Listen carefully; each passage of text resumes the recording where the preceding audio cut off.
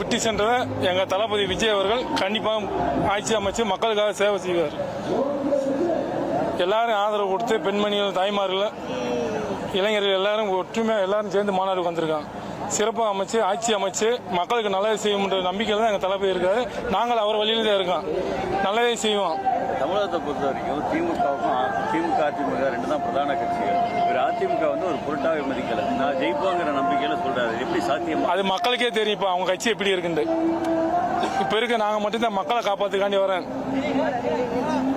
கருப்பு ஆடு அந்த திமுக ஆட்சி கலைக்கிறதுக்காண்டி தான் நாங்கள் வரோம். மக்களுக்கு நல்லா சேவை செய்யறோம். தளபதி வழியில் தளபதிக்காக நாங்கள் வரோம். சொந்த கால சேவை வச்சு எல்லாரும் வந்திருக்கோம். லட்சக்கணக்கான மக்கள் வராங்க. நேற்று நைட்ல இருந்து இருக்காங்க. கூட்டம் வேலை கிடைச்சி இருக்கு. ஆனா விஜய் விஜயை பார்த்தோன்னே பாதி பேர் அப்படியே கிளம்ப ஆரம்பிச்சிட்டாங்க. அதை பத்தி நீங்க என்ன? அப்படிலாம் சார் கூட்டம் நினைச்சு எதிர்பார்த்த விட மக்கள் அதிகமாக வந்துட்டாங்க. தாய்மார்கள் எல்லாருமே வெயில் அதிகமா இருக்கு, பெர்மிஷன் சரியா கொடுக்கல. மக்கள் எல்லாரும் நின்று பாட்டு போறாங்க. எல்லாமே எல்இடி எல்லாமே பார்த்துட்டு தான் போல. எல்லாம் வீட்டுல தளபதி சொன்ன மாதிரி எல்லாருமே வீட்டுல இருந்து பார்த்துட்டு தான் இருக்காங்க. ஆளுங்கட்சியுடைய இது பண்ற துரோக